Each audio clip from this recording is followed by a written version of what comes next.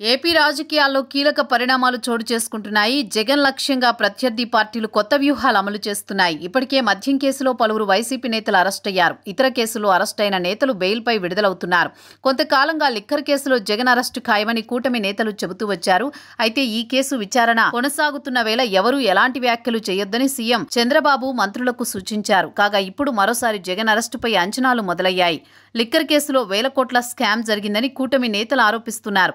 ఇప్పటికే ఈ కేసు విచారణ చేస్తున్న సిట్ పలువురు వైసీపీ నేతలను అరెస్ట్ చేసింది. కాగా 2 ఛార్జ్ షీట్లు దాఖలు చేసింది. వీటిల్లో లోపాలు ఉన్నాయని ఏసీబీ కోర్టు అభ్యంతరం వ్యక్తం చేసింది. సిట్ దాఖలు చేసిన ఛార్జ్ షీట్లో మాజీ ముఖ్యమంత్రి జగన్ ప్రస్తావన చేసినా నిందితుడిగా మాత్రం చేర్చలేదు. అదే సమయంలో జగన్ అరెస్టు గురించి అనేక రకాలుగా ప్రచారం సాగింది. ఎంపీ మిథున్ రెడ్డి అరెస్టు తర్వాత సాయిరెడ్డి, జగన్ పేర్లు తెరపైకొచ్చాయి. రాజకీయ కోణంలోనూ జగన్ అరెస్ట్ అంశంలో భిన్న అభిప్రాయాలు వ్యక్తమయ్యాయి. అయితే లిక్కర్ కేసులో అరెస్టైన వారిని జగన్ ఇప్పటి వరకు పరామర్శించకపోవడం మరొక ఆసక్తికర చర్చగా మారింది. ఇక ఇప్పుడు జగన్ అరెస్టు ఖాయమంటూ మాజీ ఎమ్మెల్యే తెలంగాణ నేత గోనె ప్రకాష్ రావు తిరుపతి కేంద్రంగా పేర్కొన్నారు. మద్యం కుంభకోణం జగన్ రెడ్డి మెడకు చుట్టుకుందని చెప్పుకొచ్చారు. జగన్ సెప్టెంబర్ నెలాఖరులోపు అరెస్టు కావడం పక్కా అంటూ గోనె ప్రకాష్ చెబుతున్నారు. మద్యం కుంభకోణంలో దర్యాప్తు సంస్థ వద్ద స్పష్టమైన ఆధారాలున్నాయని పేర్కొన్నారు.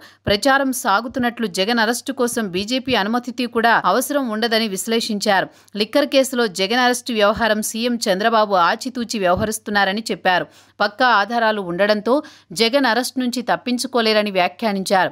అదేవిధంగా వైసీపీ హయాంలో టీడీఆర్ బాండ్ల జారీ 100 కోట్ల అవినీతిపై సమగ్ర విచారణ జరగాలని డిమాండ్ చేశారు.